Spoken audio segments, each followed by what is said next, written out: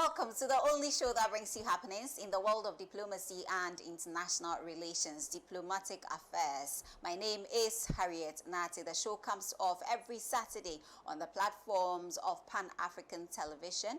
You can also watch us on Facebook and YouTube, wherever you find yourself in the world. And of course, on this edition of Diplomatic Affairs, we have all the stories that are trending, and we will be sharing those stories with you. On this edition, we will come your way with Ghana observing 62nd African Union Day. And of course, High Court withdraws arrest warrants against Director of Passports. And also the 2025 Africa's Travel Indaba, which took place in South Africa, Durban, which we traveled all the way from Accra to Durban to provide media coverage. We have all the details. We will be dedicating this Saturday and subsequent Saturdays to actually document all that happened during this all-important event. And of course, the EU in the spotlight is also happening on this edition. We will be talking about the European Union Day, one of the biggest events in the diplomatic community. I'll take a break. When I come back, I have all the details.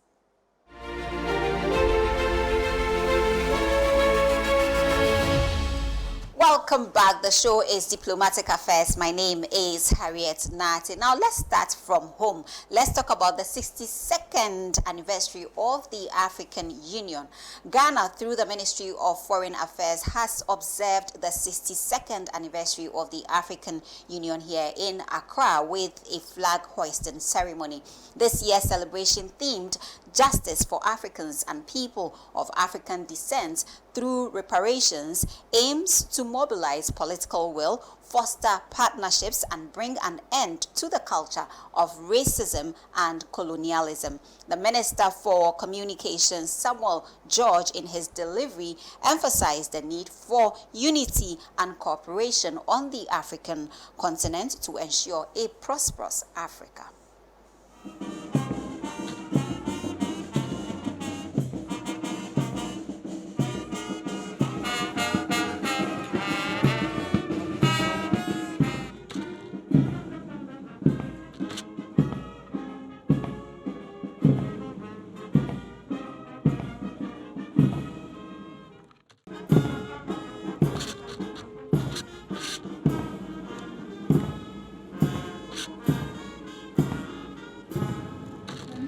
Ghana has been championing the cause of reparations to Africans and people of African descent long before the AU chooses it as its theme of the year.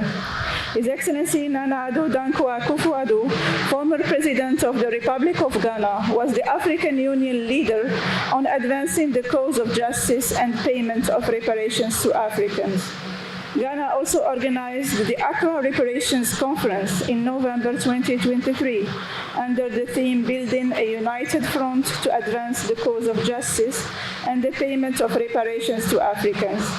Today on Africa Day, let us celebrate our beautiful and culturally diverse continent while calling on our leaders to prioritize unity and cooperation to help lay the foundation for a more peaceful and prosperous future for all people in Africa. The African Union aims to address systemic racism and economic exclusion, thereby contributing to a more just and inclusive Africa. The theme serves as an invitation for governments, civil society organizations, and the African diaspora to unite in the pursuit of rectifying past wrongs and nurturing a future founded on justice, the impacts of climate change, conflict, and governance challenges.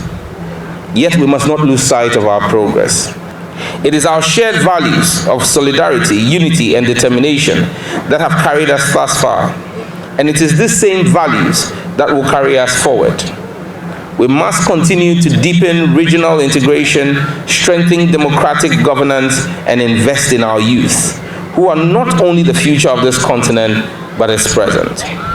We must also reaffirm our commitment to silencing the guns, peace and stability at the bedrock of development, and we owe it to our people, especially the women and children of Africa, to create a continent free of violence and fear.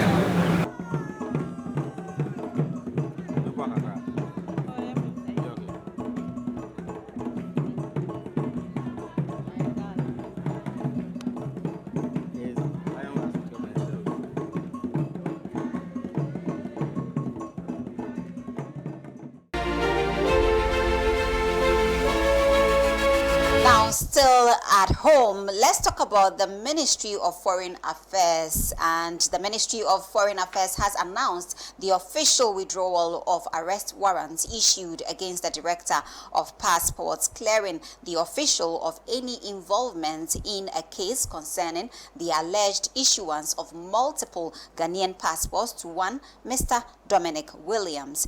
In a press release issued on Thursday, May 23, the ministry noted that the director had no connection to the incident which occurred before they assumed office on August 19, 2024. This matter has been fully resolved and the Director of Passports has been cleared of any wrongdoing, and that was a statement issued by the ministry. I quote, "It is important to emphasize that the incident in question predates the Director's assumption of office," unquote. Now, according to the ministry, records indicate that Mr. Dominic Williams acquired his first Ghanaian passport over 12 years ago, with the most recent one issued on January 16, 2024, a full 8 months before the current director took over leadership at the passport office. The ministry, again, I quote, "The ministry takes this opportunity to thank the judiciary for its swift and impartial handling of the matter."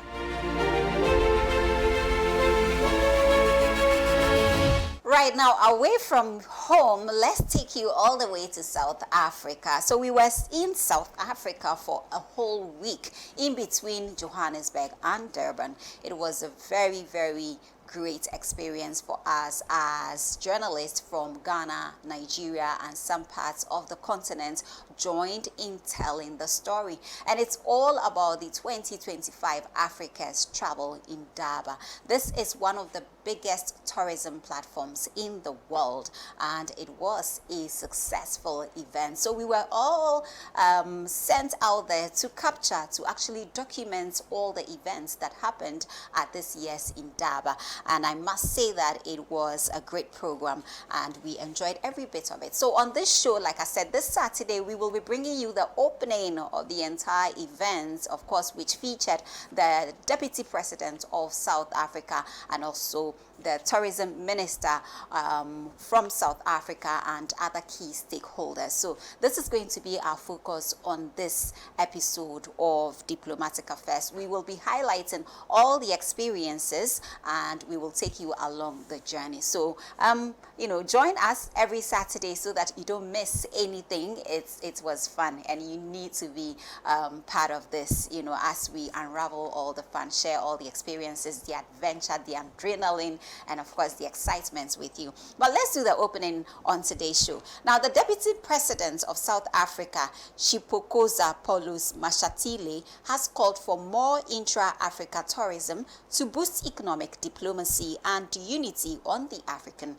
continent. Delivering his address at this year's Africa Travel Indaba held at Durban, South Africa, the Deputy President admonished the gathering and by extension Africa to invest in intra-continental trade as these prioritize maximizing possibilities on the continent.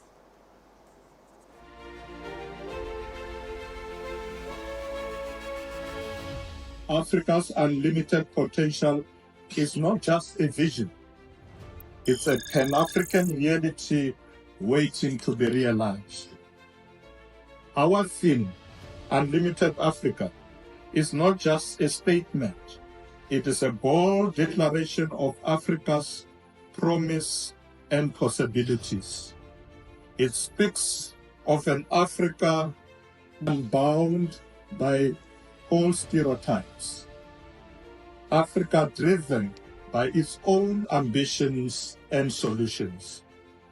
This is an Africa where intra-continental trade, investments, and tourism are no longer mere aspirations, but rather everyday realities. The African Continental Free Trade Area is expected to significantly benefit tourism in Africa by fostering inter-Africa travel, attracting investments in tourism, infrastructure, and stimulating economic growth. Inter-Africa tourism is crucial for boosting local economies, fostering regional integration, and promoting cultural understanding within the continent. Tourism is not just about travel. It is about connection, empowerment, and shared belief. It is about promoting each other's markets and harnessing what we have as diverse nations. We need to echo a united African voice on every global stage. With one voice, we boost Africa's role in global matters, strengthen country-to-country integration, and enable better support for important issues like development, peace, and security.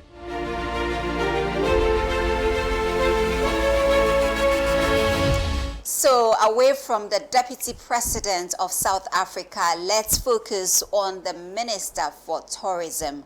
And we are talking about Honorable Patricia de Lille, and she made a strong appeal to the AU to prioritize and accelerate the implementation of the Single African Air Transport Market, SAATM. This is a truly continental platform. And the tourism economy of tomorrow is African. It is diverse, it is youthful, it is green, it is digital. But we know that we cannot rest. We need to break through to a much higher growth in the tourism sector. We need a plan that we can implement immediately. And as we look ahead, let this Indaba mark another chapter of African leadership in tourism. Let us commit again at the Travel Indaba as Africans to build an inclusive, sustainable, and a resilient sector, one that lifts up our communities, that bridge borders and protects our shared heritage in the continent. This is our time. This is our Africa. And we are here to celebrate this. Let us use this platform to shape a stronger, more united tourism future for our continent. One in which Africa is included and Africa is leading.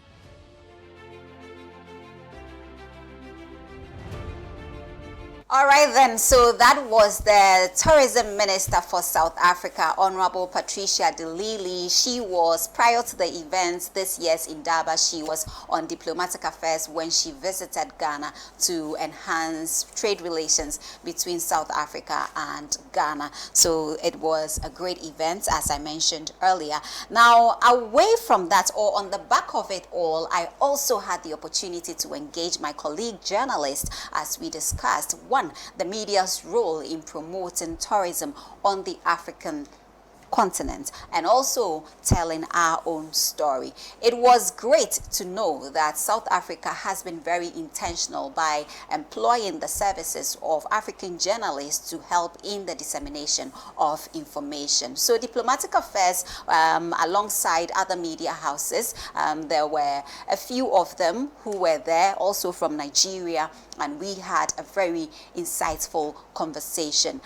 This one was unfiltered. We spoke about content creation when it comes to tourism, how important it is that policymakers begin to pay attention to the people who are on the ground, are documenting everything that is happening, bringing it to the African people, and of course, by extension, the rest of the world. So we spoke from various perspectives. Join us in this conversation.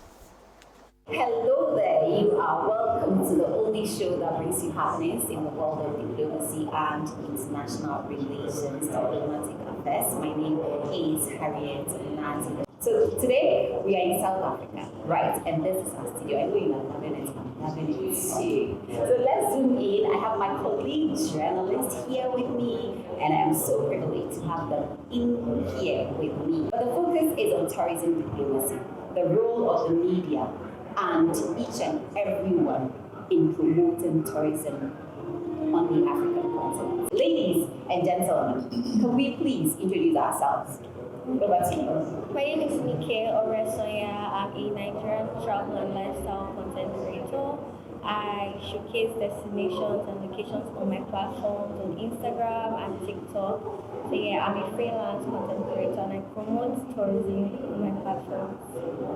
Wonderful. Thank you so much for joining us, Nikki. Thank you. And we are amazing. My name is Ria Abdul. I'm a broadcast journalist with TBC. I do the morning show and I do hardcore politics, a little bit of lifestyle as well. Thank you so much for joining us as well. My lady. Hi, my name is Mara Raya. I'm just a travel content creator and I also have a travel. And the focus is just on promoting Africa as the number one destination, not just for Europeans or Americans, but also for Africans. Africa for Africans. Africa for Africans. Goodbye. Hi, my name is Luthuli. I'm a travel writer, content producer. Just like my colleagues have actually said, I'm also into the business of promoting Africa's, unique destinations, highlighting them on the global stage, and telling the stories that are told, and then doing our part to make Africa great. Yeah. Making Africa great is the agenda. Now let's just delve into it, shall we, ladies and gentlemen? I am curious.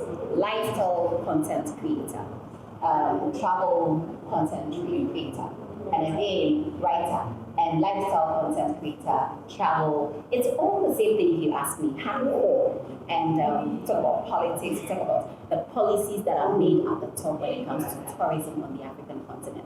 The role of African leaders in ensuring that we align policies on the African continent to create that enabling environment for Africa to thrive when it comes to tourism. I'm going to start with you, because not just because you're in orange, a beautiful orange dress. And by the way, that's fashion diplomacy. I love it. That's because when we talk about tourism on the African continent, beyond what the ordinary person can do, how do we get policies trickled down practically? How do we do that? Well, for me, I think that's what we're doing. The media has to make a lot of noise about it. It all starts with us because so many great things are happening. For instance, we're here for the Travel Indaba. We've seen the great job South Africans are doing with their tourism. We went to Mpumalanga. We've seen how tourism is, but we are the ones that will make the noise about it. If we, the media, we have a very big role. We have a pivotal role to make the world know that this is what's happening. And when we do that, that's when we can get authorities to listen to us. Because if we're quiet and we're not sharing the stories, people would not take us seriously. And we've come here, we've seen the experiences, we're sharing it, we're making our own country better. Like I was saying that I've seen tourism in South Africa. I'm going to Nigeria, I'm speaking about it on the morning show. I'm saying that we can do better in Nigeria. So I think that it starts with us, the media. We are the forefront. We tell people the information. This is what we've seen. So the more we talk about it, the more the people in the high places will hear us and hear our cries and try to make policies that will favor tourism. I'm going to do a follow-up question, then I'll come to you, Nick. Now, I remember very well when we were coming here to South Africa. This is actually my second time in South Africa. I don't know about the rest of you, but I believe you share.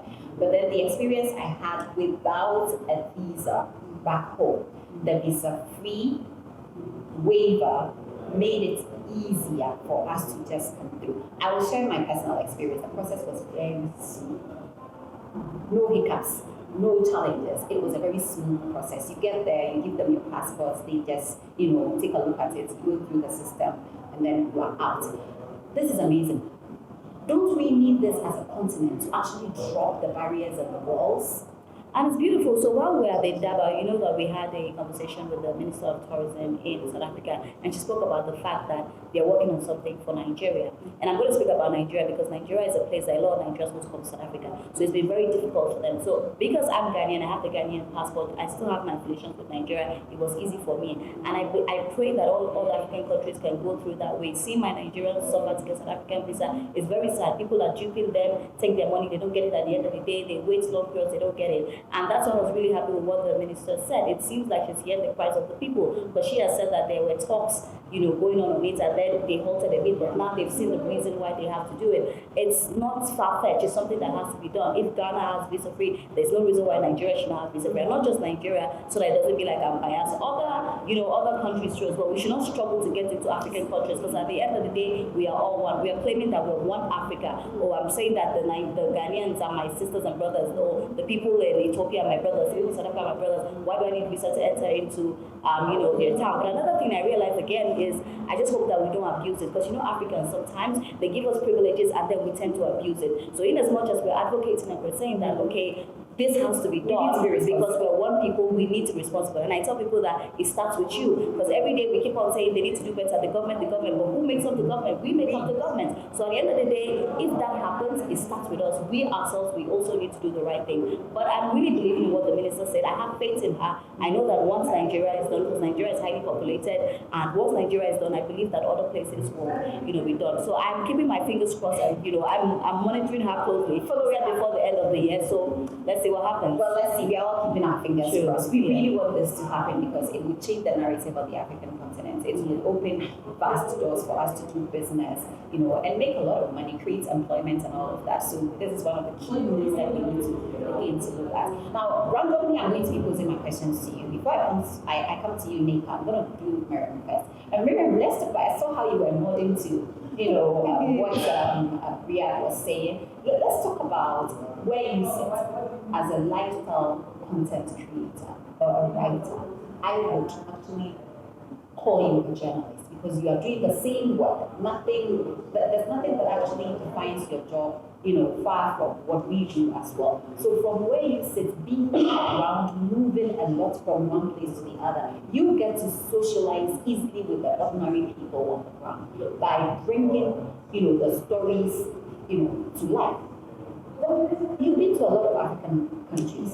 How many have you done so far? So this one is country 16. Girl, we need to make you an ambassador. Yes. I know. Yes. An ambassador for Africa. Country number 16. So for me, my focus is really on Africa because I feel that we need to change the narratives. We need to tell the story from our perspective, We need to encourage also Africans not to just want to travel abroad, but also try and explore our own continent, because our continent is very beautiful. Anyway, so trying to answer the question. Right. I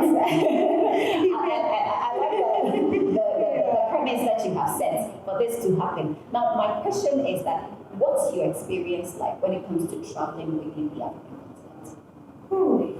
Well, to begin with, visa processing is it's something that really slows me down a little bit. Because if I have to choose a country where I have to apply for a visa, then my interest in that country is going to be reduced. So I think that's the most difficult thing for me. I've traveled to just a few countries where I had to apply for a visa. But for most of the country, because our Ghanaian passports, we have a little bit of a privilege. There are so many countries that we can travel to for free. Not for free, sorry. Take that out. Visa. Yeah, visa free, But then, for example, I was in Angola last year and I had to apply for a visa. And then can you imagine that for every single day that I was supposed to spend in that country, I had to prove that I had $200 per day. And I was going for 21 days with the month. What? So how, if I had to, I did my application. That actually you from So because I wanted to go there so bad, I had to have that amount of money. Mind you, it was about $1,000. How many average African person can afford that? So they make it so difficult for us to travel. And those big countries are beautiful, yes, but if you put these restrictions on us, then we are not able to travel. And then the painful part is that I was traveling with a group of people, and then they were from the UK, and guess what? They just have to easy access. And then easy access. And then we that are your brothers, you're making it so difficult for us to kind of So for me, I would just say that the other ones are just secondary, This is the bigger problem, this is the bigger issue. Just like she said, we need to be responsible about it. Yes, but still it has to be changed, Yeah, so for me, that's Absolutely. very, Absolutely. And I'm so happy that you mentioned this because it's the same thing that we are talking about here. And I know you are all nodding to this because you can actually, relate to this as well. Now, my point is that why do we even make it easier, far easier for foreigners to travel in to our continent, any part of Africa? All you need is your passport, proving that you are not an African. And you have easy access to the continent. While the person who is an African and has an African passport is actually being restricted, with so many hurdles, obstacles in their way, prevented them from exploring the continent. These are people who spend as well. You go anywhere, you are obviously going to spend money. So why are we rather pulling ourselves down and making it easier for others to actually access our continent? It's a problem, and like I told you, we are going to be talking about the good and the bad, the highs and the lows on the show. It's just 10 minutes. It's a 10-minute conversation. So, Kofi, I do know that I saw the way you were also nodding to, you could share, in what she was saying. Now, how do we handle this? It's a crisis, if you ask me. It's beyond a challenge. This is a crisis as well. How do you handle this? We've had these conversations for so long, and I think it's not time for us to take action. We've realized that we had so many editions of African Union meetings and all that. One of our leaders discuss at those meetings. I know they are aware of these barriers that are hindering travel in the continent. What can they do about it? Is it the same lip service we get to hear all the time? Meeting on this, meeting on this, in traffic trade, whatever that thing is. We are not seeing any action. So I think it's now time that we have to demand action from our leaders because they are the policy makers. They are the ones who are going to agree for this thing to happen. You travel, even through the road borders, you have issues with immigration. They are trying to extort you, they are trying to make it hard for you to travel to the other side. Like, it doesn't make sense. Why do Africans have to find it hard to travel to the African countries? It doesn't make sense. We are the same people, same color, everything African should be difficult. Like, see from the Europeans, we are able to travel with you just for this. Really? We should have the same easy, just same easy Schengen visa covers 27 European countries, right? Yeah. But okay. I think we need to demand actions from our leaders. We need to do better and make it easier for us to travel with the continent. Holding them accountable. Exactly. Yeah, what you were talking about, I believe that you were speaking about, international people coming in, they don't need visas to come in. So you know that when you have an American passport, you can travel anywhere around the world without needing a visa. But also, let's not forget that the president of Namibia, the first female president of Namibia, she made a statement that right now, I don't know if you follow that story, that if you're coming from the US citizens, you have to apply for Namibia. And I think that that's a step in the right direction as well. I feel like that is. I don't want to say the government is not doing anything at all. I think that they're having meetings, and I feel like sometimes we ourselves we don't have the patience to even see what they'll do. I tell you what, it's not easy to be in charge. We can say from outside that they're not doing anything, but when you get in there as well, it's not like it's easy. It's just like. But others have done it. But now what I'm trying to say is, I'm not making excuses for them. But what I'm trying to say is that this is a step in the right direction. We've seen one president doing action. It's something that we should do. I also don't really like bashing the government a lot. I'm not a fan of that. I don't like us to put all our problems. Because they did. Let's give time. And see what happens. One person has done it. Let's see how it follows. Yeah, I think we didn't enough time. Namibia, Mozambique, we had to apply for a visa before we get there, but now you don't have to apply for a visa, so you can just book a flight, and when you get there, you pay something and you enter the country. Right. We've seen South Africa, there's no more visa. Yeah, a lot of African countries right now. Yeah, so I think it's a lot of countries too. I think it also has to do with the government of the country. That thing you're saying, I think it's related to your country, right? So your country opened the borders for other countries. Thereby now the borders are open for them. So I think each country's government has a hand to play. So like the discussion where the minister mentioned that they were having talks with Nigeria, and I feel like it has something to do with the government of Nigeria when the roadblock came, and then she had to go back. So now she said that what they're going to do is the ETA thing, where everybody can use the ETA and apply for. So I think each country has, I think each country's government is the issue. Yes. So if we're dragging anybody by the head, we're dragging our government. Ghana, the government of Ghana, they've done well as far as I'm concerned with opening their borders for people. So I think Nigeria needs to do the same, and we need to. They're actually working on it, and they will. Okay. Thank you very much. I'll come to you. I didn't even ask, how many countries have you traveled to so far? So Africa, I've done 15. Yeah. You people, not way. You people. I feel so intimidated right now. I'm so ashamed. You should have explored my own continent, and I'm globe-trotting, other continents. I think you've done a couple countries too, because if we start to count. No. I can do better. I can do better. I'm going to be following your footsteps very soon, but I can do better. Listen, one of the things that I have always asked when it comes to issues like this is it, and I asked the tourism minister of South Africa as well. I asked her, I said, would you say this is the lack of political will on the part of African governments, that they have what it takes to actually make things happen, yet we are moving at a very, very slow pace? So how do we push them? Like you said, they have a role to play. We have to demand accountability and action from our leaders. Kofi, you were telling me about action. You were telling me about making the right decisions. So I feel it's now time for the government to come down to a level. I was invited for a stakeholder meeting with the Ghana Tourism Development Company, and you see that they're actually ready to kind of listen to them, because they've seen the work we have done over the years to promote our country, and the government has not given a penny to support our work. It has come from our own pockets. Does government support you? Wait, don't forget, I need you to make this point as well. But Nike, where you are coming from, representing Nigeria, our brothers and sisters, do you have the support of the government financially? No. You don't. So everything comes out of your own pocket and then maybe private, right? Yes. We don't get the support that we deserve, because honestly, we do so much, like you said. We create so much awareness about our various countries, and then we shed the light on so many hidden places that people didn't even know exist. So I think that to be honest, I'm not even trying to brag. I think that we do even more than our tourism board does, and we don't get the recognition for it. I think that they don't really value the work that we put in. It's only privates and then the people who follow that actually give us the reason to continue doing what we're doing. I think the government can do better.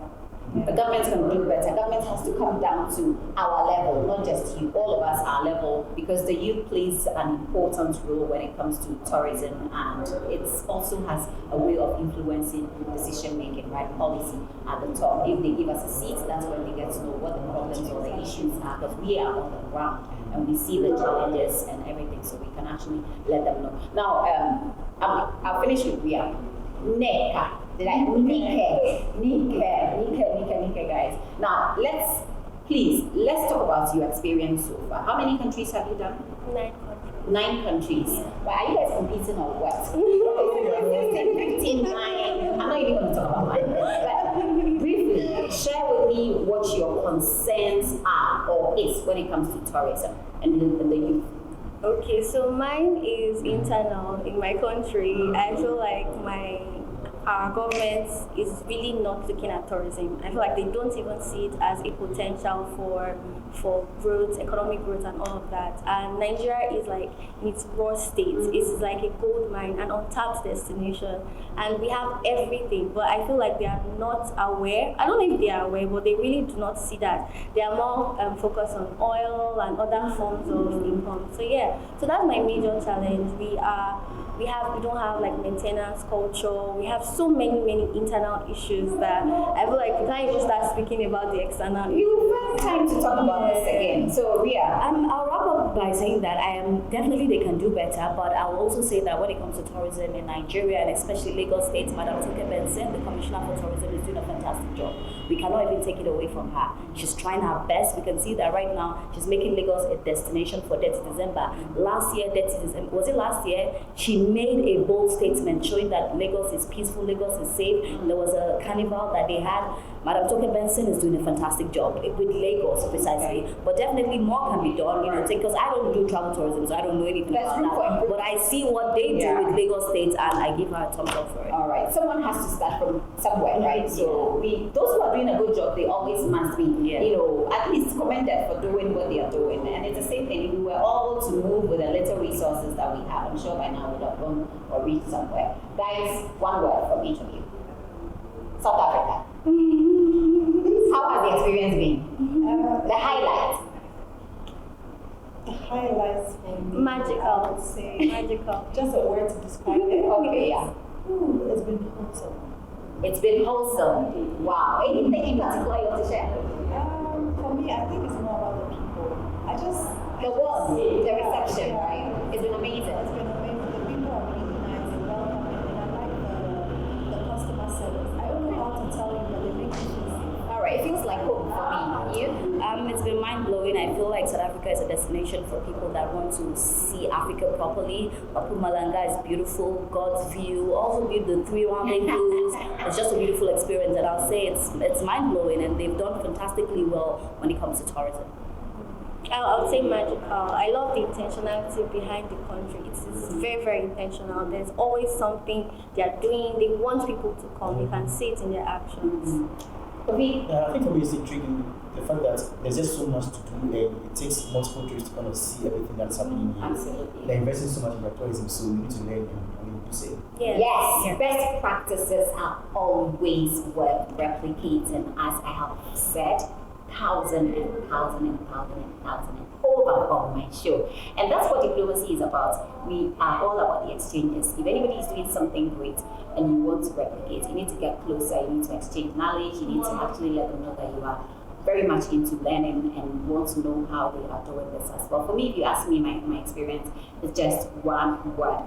The South African government has been really intentional, and we need to applaud them for continuously running this edition. Indaba is happening every year, and it's not just in the interest of South Africa. This is African diplomacy. This is in the interest of the entire continent. So the little we can do is to come here and tell the good story. Yes, there are bads, there are goods, but we are projecting the goods. It means that there's always room for improvement, right? All right, so if you're looking for one of the beautiful places to visit, come to South Africa.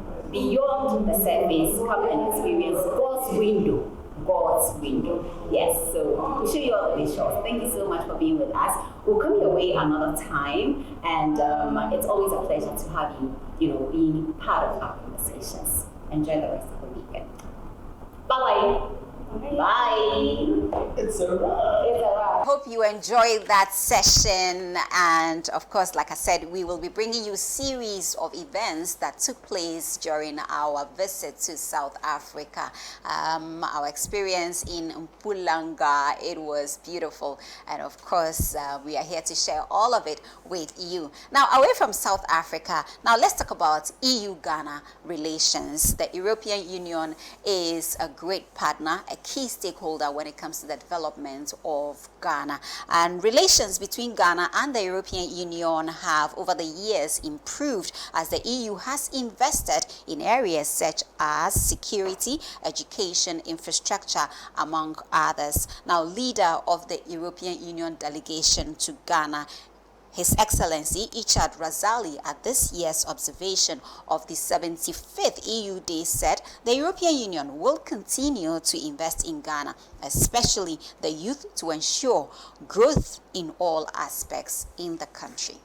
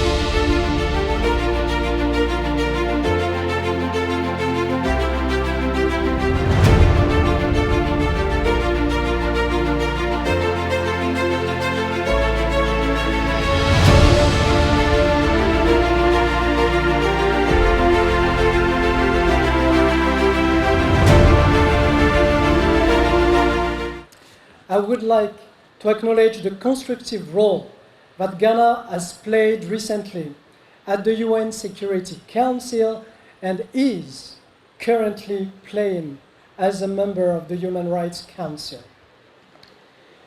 Beyond these small gestures lie transformational achievements.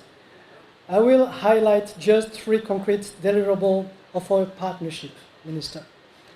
The first is the successful implementation of the so-called Global Gateway in Ghana. The European Union and its member states have significantly increased their investment in major infrastructure. We collaborate with Ghana in building smart, sustainable cities with equal access to energy, clean water, sanitation. Between 2021 and 2027, the Team Europe invested no less than 1 billion euros, 16 billion cities in infrastructure investment in Ghana. We have recently allocated 55 million euros together with our German friends in grants to make Ghana a continental hub for vaccine production. An additional 62 million euro investment is on its way for the long-awaited retrofitting of the Pont Dam. The second key achievement lies in our deepened partnership in peace and security. The European Union has become a critical partner to Ghana with the delivery of military equipment totaling recently 50 million euros. The equipment comes with targeted trainings for Ghana's military and civilian security forces. Besides, together with our member states, the European Union supports no less than 30 security-related projects in Ghana, from conflict prevention to border management to countering disinformation.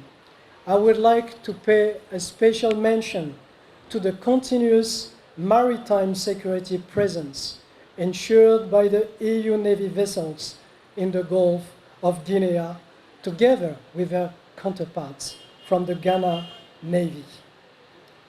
A third growth area for a partnership, Minister, is the field of education, training, and knowledge building.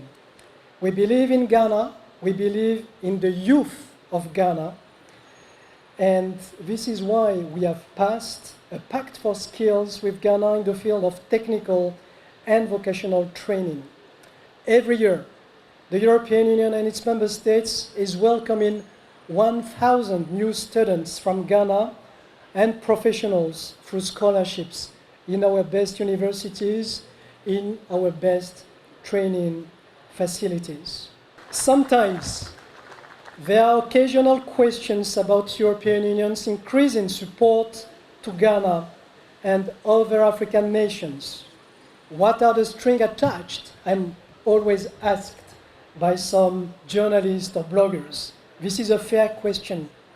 We are not here to do charity. It is in the European Union's interest to have a stable, self-reliant partners such as Ghana. We think long-term, we invest long-term for future generations and with this great nation. The EU prospers when Ghana prospers, when Ghana plays an increasingly important role at global level, an increasingly critical role in West Africa. The EU's support for Ghana stands on key international platforms, including the advocacy of greater African representation at the United Nations and the G20, reflects a partnership grounded in genuine solidarity. We are pleased to witness the continued growing engagement between Ghana and the EU member states, demonstrated through high-level visits, the establishment of new diplomatic missions, and the strengthening of bilateral relations. We appreciate the EU's sustained efforts in promoting Ghana's economic growth through the Global Gateway initiatives. The EU has contributed greatly to Ghana's developmental agenda, supporting critical sectors with notable investments such as the 55 million euros to help Ghana emerge as a vaccine manufacturing center in Africa. We are equally grateful for the pledging of 62 million euros aimed at upgrading the Crown Dam, a project that aligns with Ghana's efforts to expand renewable energy and modern infrastructure. The EU's engagement in Ghana is a strategic one aimed at a stable and prosperous future, ensuring that Ghana is able to take its destiny in its own hands through progress in health, education, employment, security, in the interest of Ghana and the EU.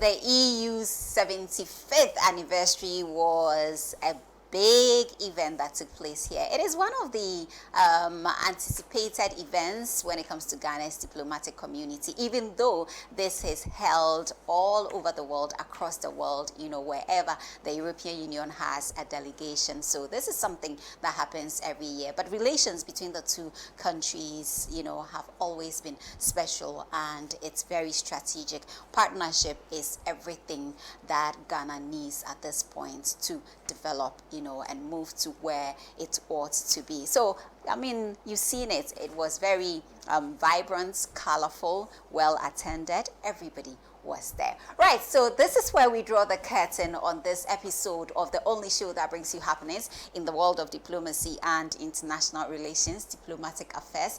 We look forward to seeing you same time next week. Enjoy your weekend.